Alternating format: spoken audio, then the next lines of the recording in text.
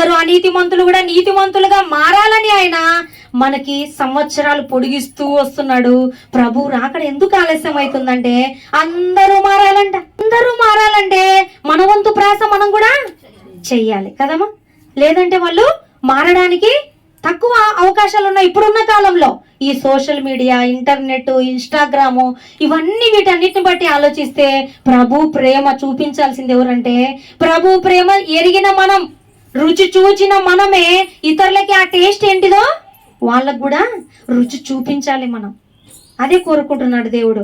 ఈ సంవత్సరం అంతా దేవుడు మనల్ని కాచి కాపాడినందుకు గాను నెక్స్ట్ సంవత్సరంలో అడుగు పెట్టించబోతున్న కారణాన్ని బట్టి మనము ఏం కృతజ్ఞత కలిగి ఉండాలి?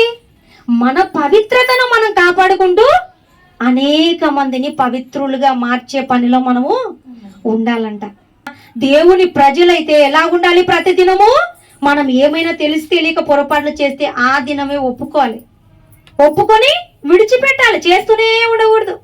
దేవుడు క్షమించే దేవుళ్ళే అని చెప్పేసి చేస్తూనే అడుగుతూనే మళ్ళీ క్షమిస్తాడులే అని మళ్ళీ సారీ చెప్పి దేవునికి మళ్ళీ చేస్తూనే ఇలా ఉండకూడదు.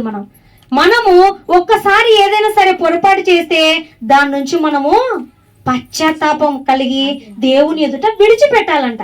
వాటిని పట్టుకొని ఉండకూడదు. ఇంకా వాటిని ఒప్పుకుంటూ ప్రతి దినము కూడా మనము మారు మనసు పొందుతూ ప్రతి దినం ప్రార్థనలో గడుపుతూ దేవుని వెలుగులో మనము నడవాలంట. మనకేం కనపడుతుందమ్మా వెలుగులో?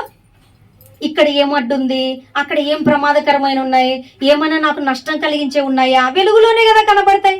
అలాగా ప్రభు యొక్క వెలుగులో మనం జీవిస్తున్నట్లయితే ఇది తప్పు, ఇది ఒప్పు, ఇది పొరపాటు చేస్తున్నా, ఇలా చేయకూడదు అని మనకు తెలుస్తుంది. అలా కాకుండా లోకపు యొక్క ఆలోచనలో మనం జీవిస్తే ఆ లోకానుసార్లు అందరు చేస్తున్నారు కదా ఇలాగే, వాళ్ళు చేస్తుంటే నేను చేస్తే తప్ప భ్రమపరుస్తాదంట అపవాది. పాపం యొక్క లక్షణమే అదంట, మనల్ని భ్రమ పెట్టి చెడును కూడా మంచిగానే చూపిస్తుందంట. అందుకని మనం ఎలాగుండాలి? చీకటి సంబంధులుగా ఉండకూడదు.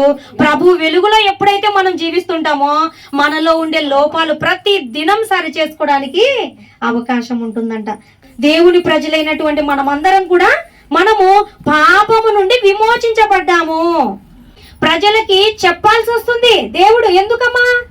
విమోచించబడినప్పటికీ మనం అవే క్రియలే చేస్తున్నాం. వాటికే దాసులుగా ఉంటామంట. ప్రభువుకు దాసులుగా ఉండనందుకే దేవుని బాధ.